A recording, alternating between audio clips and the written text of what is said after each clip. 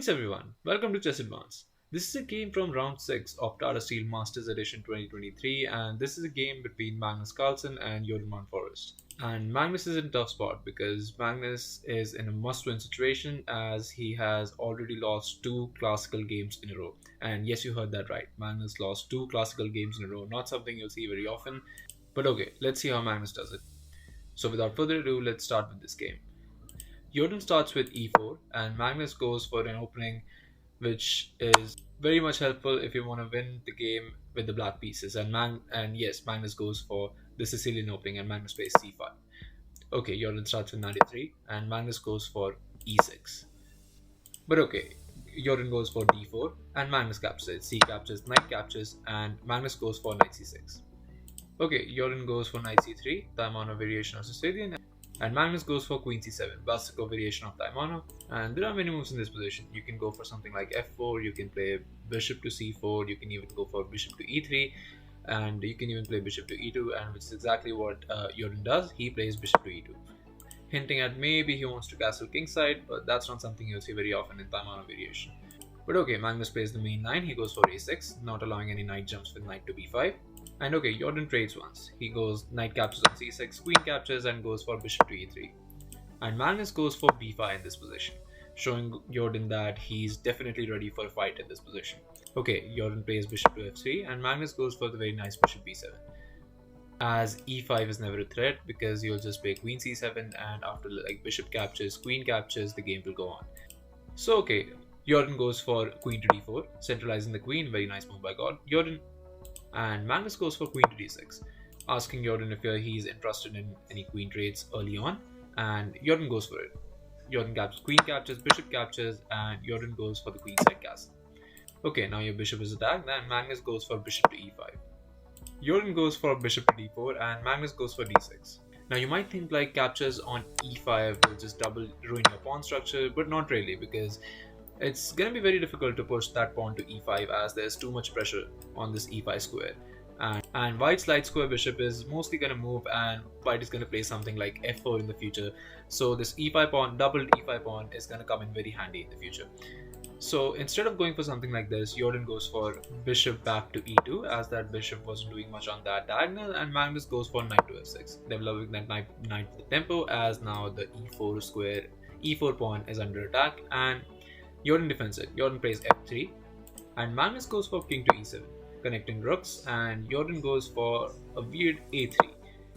Not the best continuation for Jorden, as what Jorden should have done in this position is just gone for a5 and something like b4 comes and you play something like bishop captures, pawn captures, and once the knight moves back, the game goes on. But okay, Jorden plays a3 and Magnus goes for the very nice g5 in this position, trying to create some chances as he would very much like to win this game. And Jorden goes for a nice prophylactic move with king b1 and Magnus plays rook h to g8, hinting at maybe pushing g4 in the future. And now Jorden goes for a4, which he should have gone for about 3 moves before, and he loses the tempo in this position. But okay, Magnus goes for b4 and Jorden plays knight to e2. And Magnus captures once, bishop captures on d4, rook captures, and Magnus plays a5, cementing that pawn on b4, and Jorden goes for c3. And okay, Magnus captures once, b captures on c3 as there's nothing better, and Jorden captures with the knight. Knight captures and Magnus plays a Sicilian plays dream and he goes for d5.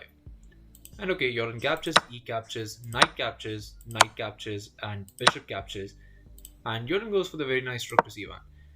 Although the best move for Jorden was just to go to bishop to c4, and after something like rook to d8 and bishop captures, rook captures, and pawn captures, you get this position where black has 3 pawn islands and white can go for something like b4, and after pawn captures you can go for king to c2 and white can at least hope for a draw in this position.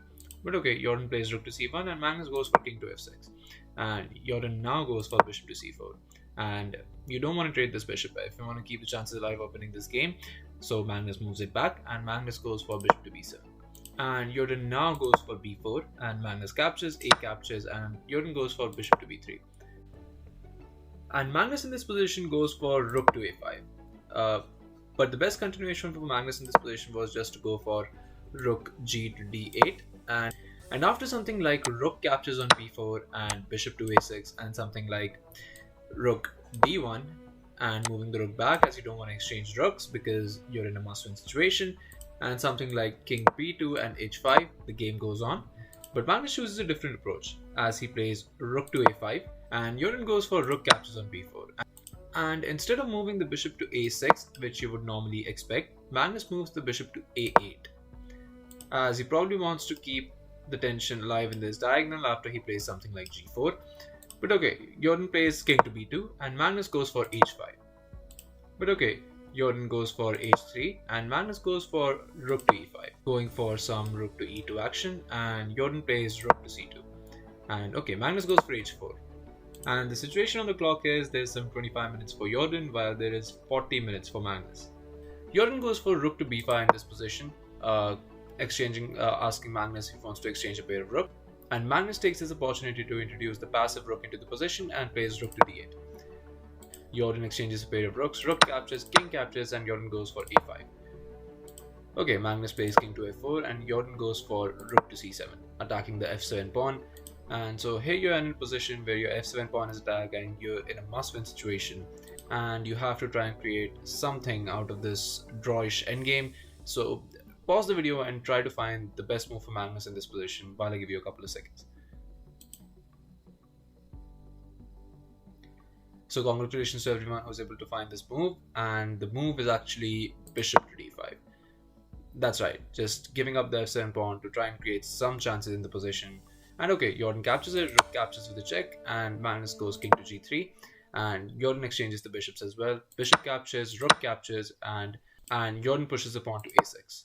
And Magnus captures the pawn on g2, king captures, and Jorden pushes the pawn to a7.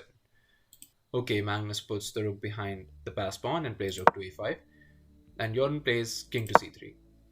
Magnus captures the pawn on h3 as well, and Jorden goes for rook to g7.